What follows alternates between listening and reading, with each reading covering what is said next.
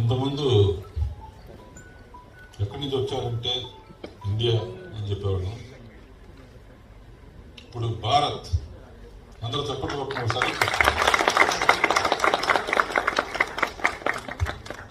భారత్ అని ఎప్పుడు పేరు పెడతారా అని ఎదురు చూసేవాడిని.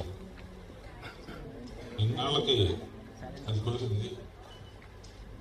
తర్వాత కోయిన్సిడెన్స్ అనుకోండి, పెట్టంగానే రామ జన్మభూమి బాలరాముడి విగ్రహం ఆవిష్కరణ జరిగింది.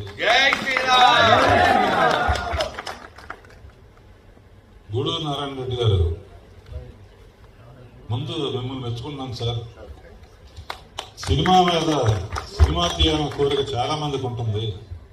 సినిమా మీద డబ్బులు సంపాదించాలన్న కోరిక చాలా మంది ఉంటుంది. సినిమా ఒక పర్పస్ కోసం తీసి విజయం